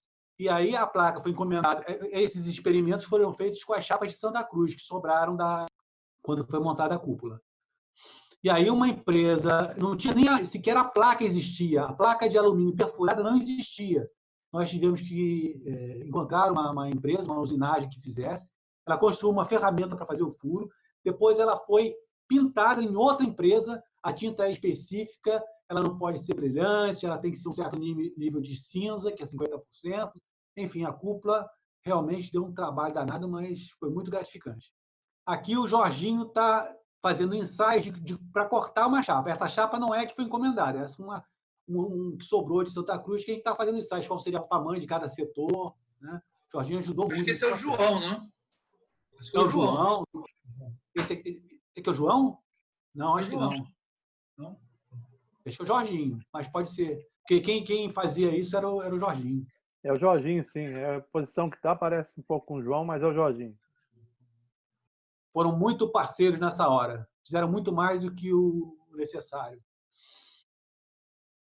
Aqui a cúpula já no seu formato definitivo, com os projetores ali em volta. Aí há que se lamentar também é que a gente comprou isso da Barco, que era uma empresa que tinha sede no Brasil.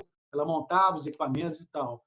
Infelizmente, ela deixou de trabalhar com a parte de planetários. Vendeu isso para uma outra empresa, o que tornou a manutenção desses equipamentos um pouco mais trabalhosa do que a gente tinha imaginado.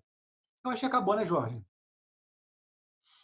É interessante como deu saudade agora vendo essa imagem da cúpula, porque eu fui um dos primeiros a programar ali, né? Eu fiquei muito tempo ali naquela cúpula tentando aprender a programar e deu uma pontadinha de saudade agora.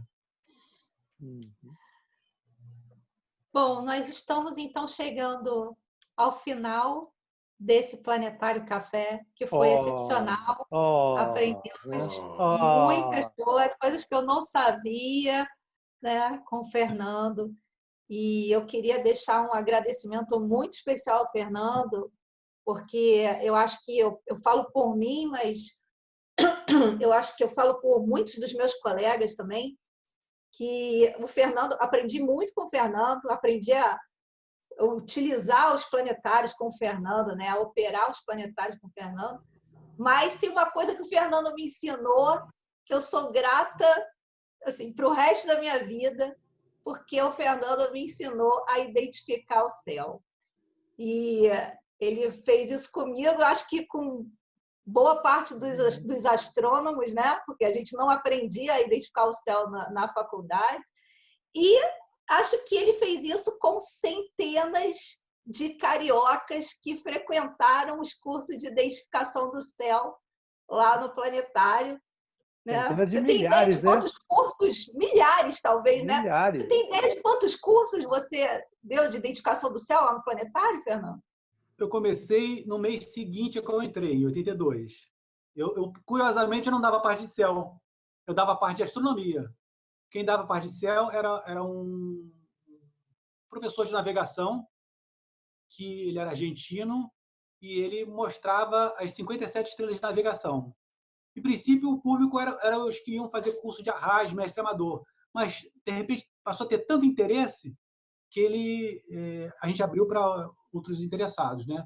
E eu dava parte de astronomia. E, aos poucos, eu fui substituindo ele. Mas, assim, eu me lembro que na época do Halley, era um curso de identificação do céu atrás do outro para que as pessoas fossem capazes de identificar. Eu acho que, na média, a gente dava, assim, tirando esse período do Halley, a cada 2 meses tinha um curso de identificação do céu. Eu dei até vocês chegarem, né? Praticamente, até 2000 e pouco, quando eu deixei de dar o curso. Quem passou a dar curso foi o Bruno e o Alexandre. Mas, assim, milhares de pessoas, milhares de pessoas. E, de vez em quando, eles encontram, como é que vai o planetário? Eu finjo que conheço a pessoa. Não sei, identificação do céu. Então, eu e milhares de pessoas somos gratas ao Fernando por nos ter ajudado a identificar o céu. Hoje é fácil, né? Hoje tem software, tem Stellarium, tem aplicativo de celular, coisa e tal, mas naquela época não tinha, né? Então, a gente realmente aprendia lá no planetário com o Fernando. Então, isso eu vou te agradecer para o resto da vida. Obrigado. Fernando, foi maravilhoso esse papo com você. Então, nós vamos chegando ao final agora. E eu queria agradecer novamente ao Jorge, ao Paulo, ao Naelton, que estão aqui conosco. Agradecer mais uma vez ao Fernando. Obrigada, Fernando. E até a próxima. Né? Acompanhe a gente. Temos considerações finais do Fernando? Oi? Considerações finais do Fernando.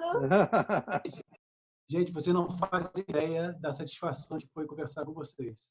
Realmente fiquei muito emocionado em alguns momentos. É sempre bom conversar com gente que trabalhou conosco por 20 anos. Nós convivemos talvez por mais de 20 anos. Algo emocionante. A história do planetário é muito curiosa, mas a convivência com os colegas, isso não tem preço. E o planetário, essa atividade com as crianças faz com que a gente baixe um pouco mais a bola, a gente seja um pouco mais humildes, né? E essa convivência com os colegas não tem preço, sinceramente. Eu gostaria que tivesse outros colegas aqui, mas a própria modalidade talvez não permita isso.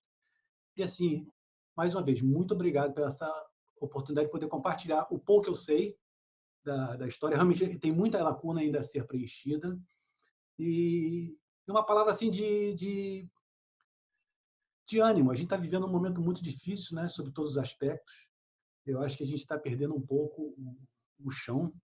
Né? Essa questão da pandemia é algo muito surreal. A maneira como as pessoas encaram isso como um certo desdém, acha que é uma coisa que não tem importância.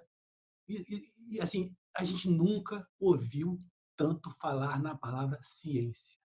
É ciência para lá, é ciência para cá. Temos que ouvir a ciência e que a gente tem que incentivar a ciência para que nesses momentos não aconteça isso ou aquilo. E isso é o que o planetário faz.